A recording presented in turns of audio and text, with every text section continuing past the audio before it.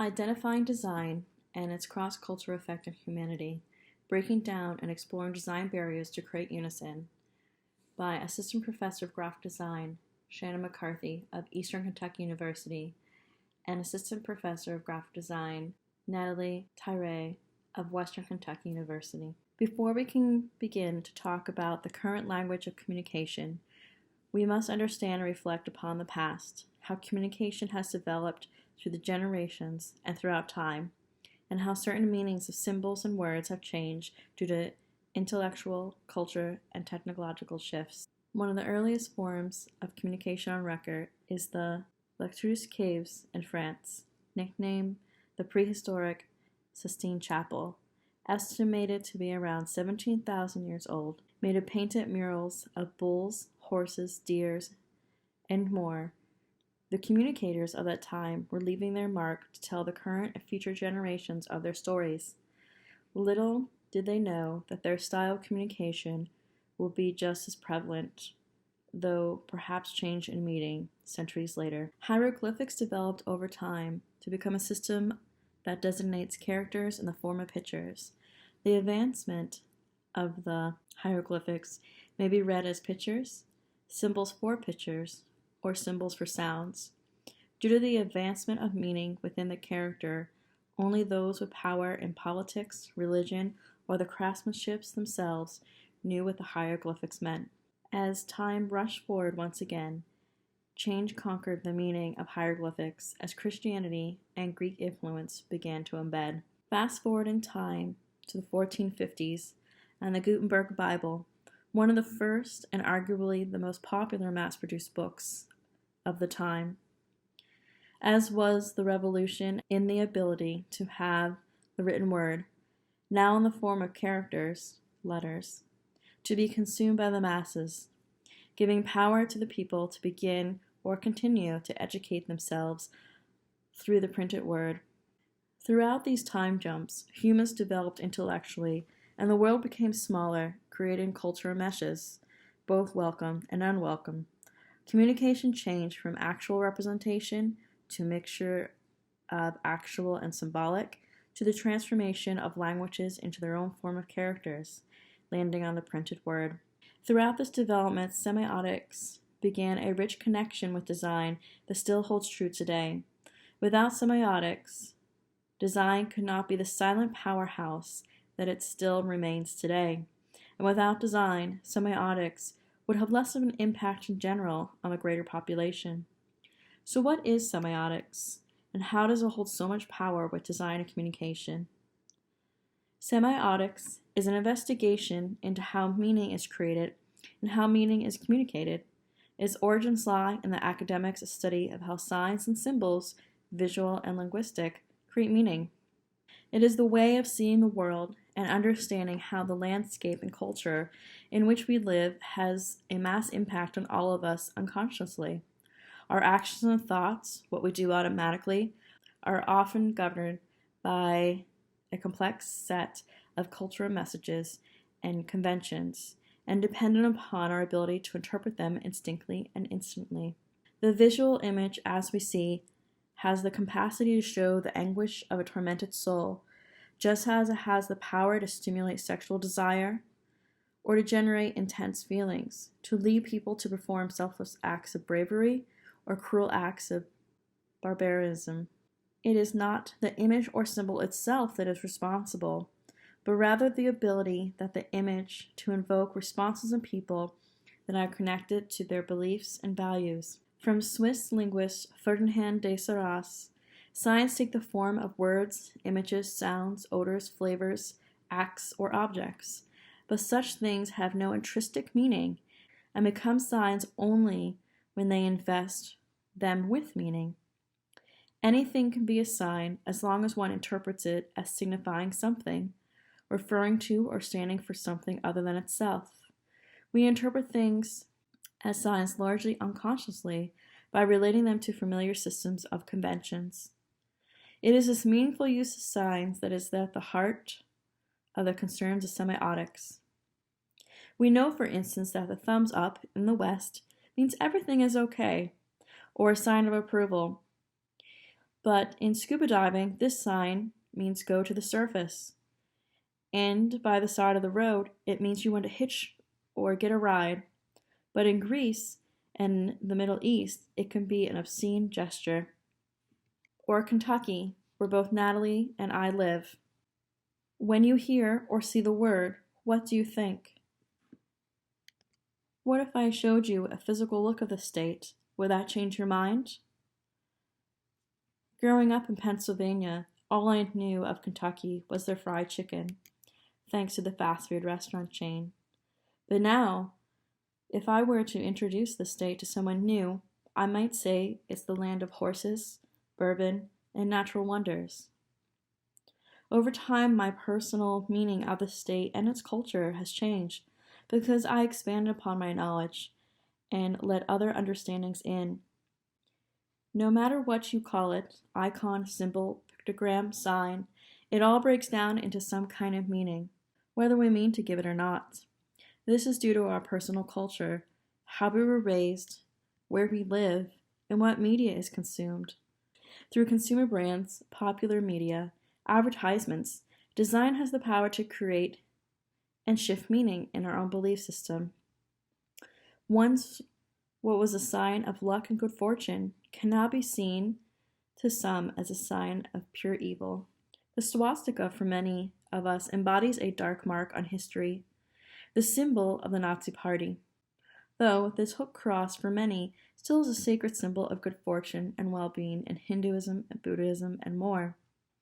In the beginning of the 20th century, the swastika was widely used in Europe as a symbol of good fortune and luck, due to its discovery found on many ancient cities and landmarks. Though a sad era for design, it was with the change of power in the Nazi Party and the usage of the propaganda that forever changed this mark for many of us. Though the swastika already existed, the Nazi Party gave the mark a whole new meaning. By the acts that were committed, the symbol basically had its identity erased and replaced. Not all designs are like that. A little update on how lines are used in an icon can create a stronger and more connected meaning to its audience.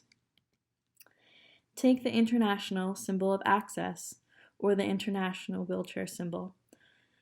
The original symbol, created in 1968, an almost helpless person sitting in a semicircle to represent a chair. The new design pictures a handicapped individual with its head tilted forward and its arms back, indicating their mobility and that they are in control of where they are going.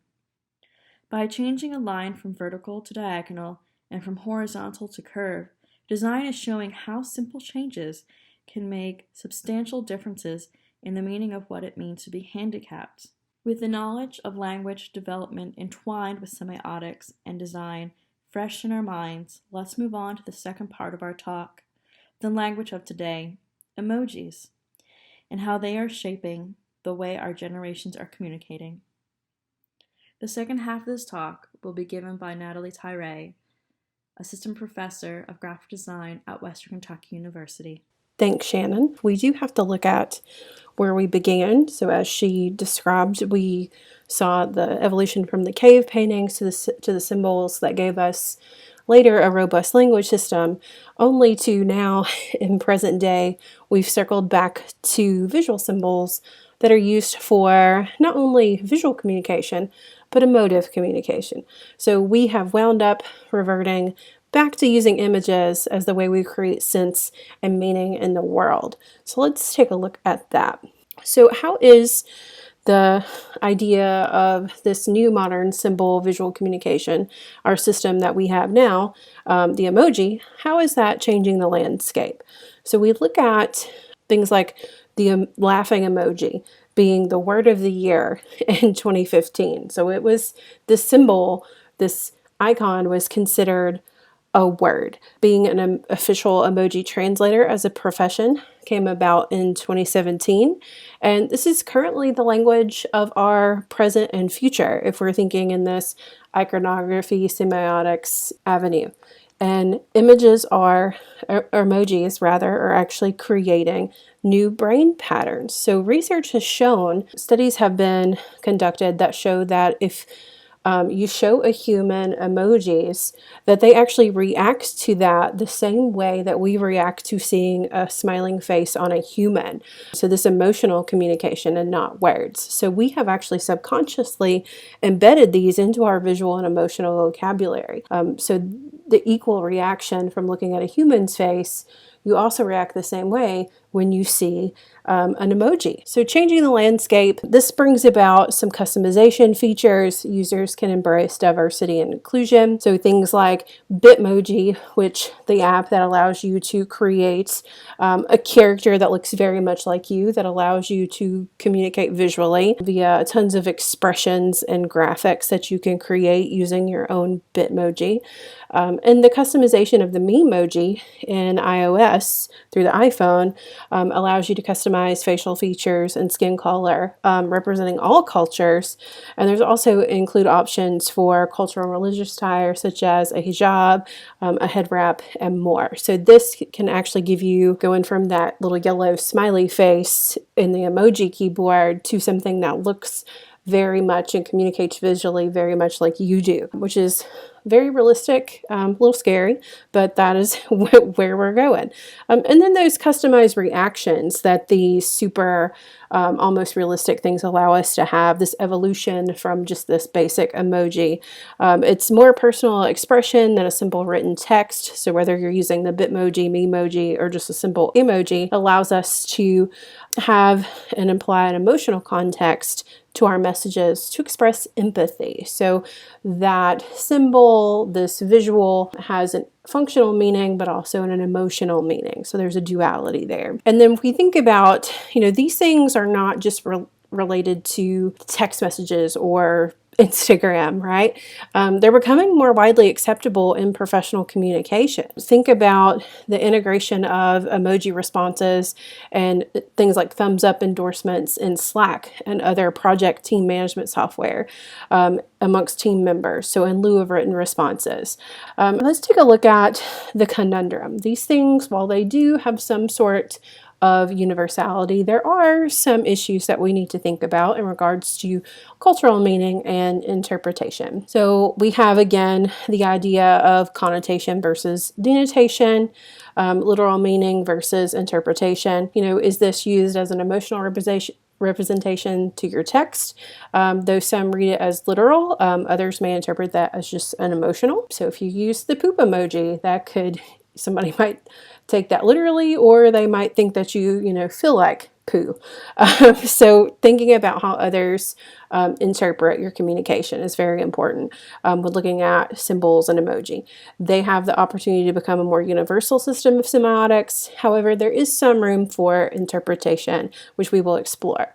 And thinking about in current society, it's probably the closest we will get to a universal semiotic system. So it is not foolproof, but technology is bridging the gap. So we have to look at who's pioneering this movement. How are we getting these things embedded into everyday communication, both for personal and professional communication? So we have the generation that started this was the millennials, and they were the first generation to experience two realities: life before the internet, life after the internet. So I'm an old millennial. We saw that transition, and we were also the first ones that brought about this need for quick and direct communication where things were quick. So that Google mindset, we brought about and established the need and the must-have for this idea of quick stream for communication.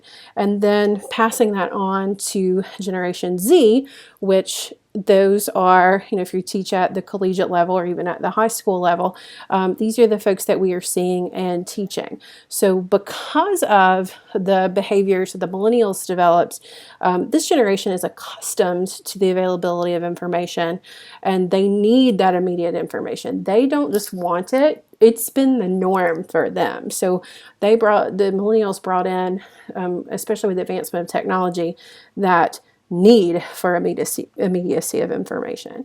They communicate predominantly with images, and they multitask across multiple screens. So think about, Instagram, Snapchat, constant communication stream. And they brought about the idea of snack media, so this bite-sized communication. So again, let's take a look at that universality that we're talking about. We really have to look at intentions versus interpretation. It allows us to add emotional context to plain text and to illustrate nonverbal visual cues. That can be expressed in face-to-face communication, including gestures and facial expressions. So with this form of semiotics and symbols, we are bringing in that human element. So when creating for a multicultural audience, it's important to consider how different cultures look at symbols, colors, or even body language. So let's unpack that. So this is actually sampled from a 2015 SwiftKey survey. So let's just they looked at a ton of different countries and locations and areas and studied how they use and communicate via emojis. So these are just 3 that I sampled. There were way more than this, but let's take a look at in America. We scored the highest variety for usage of a variety of emojis. So the popular ones were skulls, birthday cake, the fire, so the flame emoji, tech, LGBT symbols and emoji, meat, and female-oriented icons. Whereas in Canada, they really loved the smiling poop emoji more than any other country that year. But they also led in violent emoji, body parts, money, sports, kind of raunchier emojis, and ocean creatures. And whereas in France, used the heart emoji more than any other country, 4 times more exactly. And then the red heart was also the #1 emoji for several Scandinavian and Eastern European countries. So continuing on with these studies, the cultural interpretation, the kind of metal horns or the rock on symbol. In Western culture, that's kind of like rock on party. It's kind of a positive thing. But in some cultures, this could indicate that a person was cheated on by their partner. If we look at the waving hand, most of us think of it as a sign of hello, it's, again, a positive symbol. And this can also, in some cultures, signify the ending of a friendship in some languages. And then the thumbs up, as we discussed earlier, is considered an obscene gesture in Greece and the Middle East, whereas in a lot of cultures, it's a yay, good job, or okay. So how do we think about, if we're going to try to use these emoji to be more universal, how do we think about that and how that affects cross-cultural communication? So we want to look at avoid using hand gestures, because you don't know how those are perceived in other countries or other cultures. Avoid using emojis to convey an idea, or simply maybe use those in addition to rather than just in place of communicating an idea through written text. Make the emoji relevant to the text in order to enhance the meaning, so accompanying the text.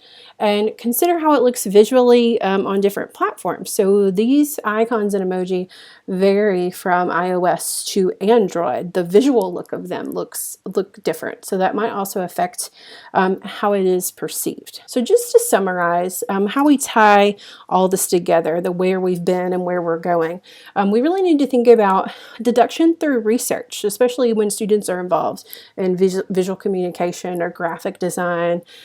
We must look to the past to fully understand the visual canon, and we must understand that and be aware of that meanings may change as culture evolves or through our level of understanding of that culture. Icons, symbols, and images should be thoroughly explored in relation to their inclusion in design pieces for effective visual communication. And of course, we should always consider cultural interpretation, diversity, and inclusion in our visual communication.